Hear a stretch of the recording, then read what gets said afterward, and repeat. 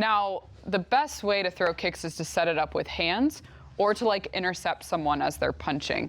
But the whole point of today was one, to get just like really talk through fundamental kicks, which are super important, that are kind of the base for any combination that you're looking to build. So every punch that we can throw has like a kick equivalent, right? And so the idea is that I'll take from that basket, we'll pull out a combination, and then we'll just create one off of the punch combination. Because just like our punches, like if I'm throwing a jab, cross, hook, my jab, my cross might not land, but my hook will. Same thing with kicks. We can think about kicks in the exact same way.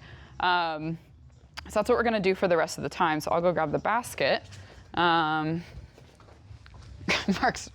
writing one down super quickly. It's okay, we won't be able to get through all of them. Watch like the first one I pull be like, we can't do this with kicks. But we'll try.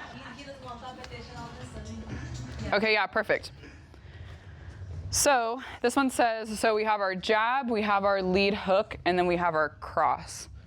So any guesses what we could do here? Say jab, lead hook, and then cross? Jab, lead hook, cross. Say lead inside kick or switch kick. Yeah, Corey special whenever he tried to do a jab kick. Yeah, so jab, hook, cross. And then like a side. So for this one, so for jab, lead, hook, that's like double off the lead, right? So typically here with the jab, that would be my straight, just teep here. Now for the lead hook, there's a couple of different options. One option would be to go jab, switch into a lead round kick, right? Because that round kick is that same similar motion. But you could also go teep, and then actually for this one, if we're getting really technical here with the lead hook in particular, I could go lead teep, step, open, and swing up into a rear hook kick, right? Because like you're stabbing with your lead leg, and then you're still bringing your rear leg to hit like a lead hook would, which is this impact here. And then for the cross, so let's say we go with lead teep, we go lead teep, we use that to step into a rear round or a lead round kick. Here for the cross, all we could do is just step rear teep, just for that straight punch. Or if we throw that rear kick here, it could also just kind of be like a spear knee if we have that distance. We haven't really talked about knees today. But let's go ahead and drill. So we'll do lead teep, we'll switch into the lead round kick. And then what you'll do is off of that lead round kick, what a lot of people were asking me about is like, what do I do after the lead round kick? Because like I want to get back into my stance. I don't want to switch to southpaw. So off of that lead round kick, what I'll have you do, I like to kind of just bring my foot down almost even and then just step my foot back. I don't typically do like the big step back. You can if you want to create more space. But off of that lead round kick, we'll just step back and just throw a rear teep, just that exclamation point. So that's what we'll throw to match that combo. We'll just do that for a few minutes. So again, it'll be lead teep, then off of that lead teep, you'll bring it backwards to step into the lead round kick. Then you'll come back into stance and you'll throw the rear teep. All right, good job. All right, so now we're gonna do this a little bit differently. So I'll grab these. All right, so I'll pull the next one. That was mine, so we're not gonna do that one. Okay, cross punch uppercut, cross uppercut. So, what do we think? Cross uppercut. Like a little rear teep. Front snap. And then Yeah. Yeah. So, if I can borrow someone's kick shield, I'll get Casey to do it. So for the uppercut, we haven't drilled this, but there's two other kicks that are kind of straight line.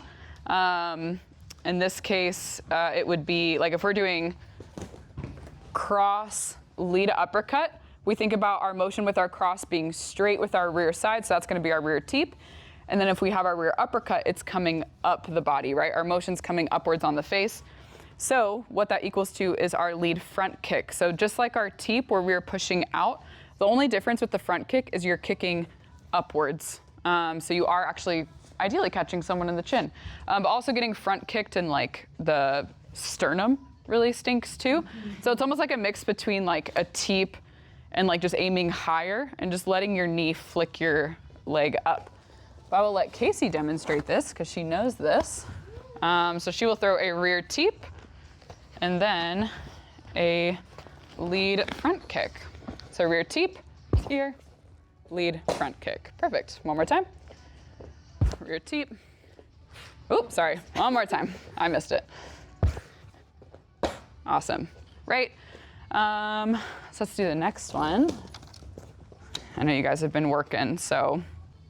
Okay, left hook, right hook. This is a fun one. Right hook.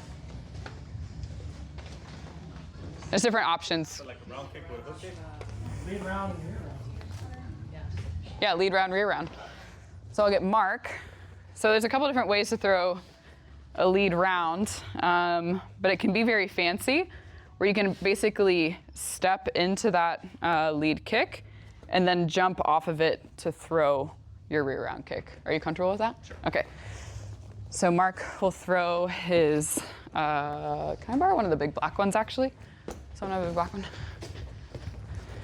So Mark will throw a lead kick. Nice. One more. Good. One more time. Right? So both circular kicks, one coming off of our lead and rear. You could also go rear, lead. So that's our hooks. Let's do another one. Ooh.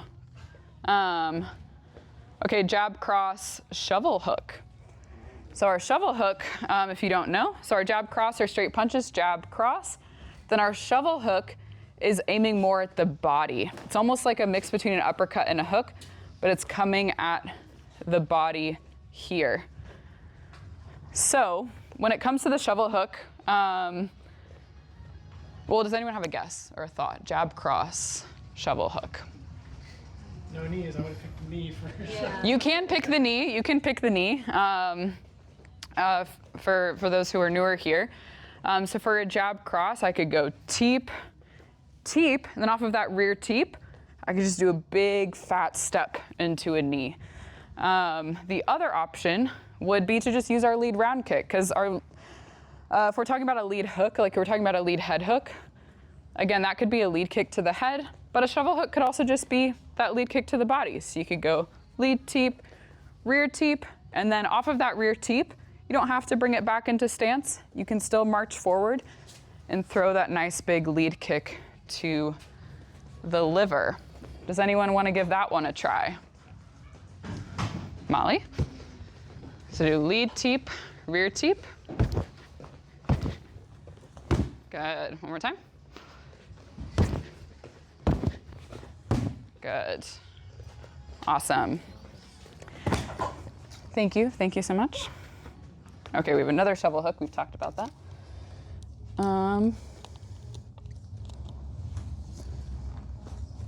So this will be the last one.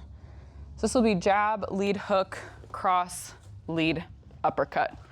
So for this one, let's make it a little bit fancy. We can go jab. Then what I would do here is throw my rear hook kick. So I could go jab.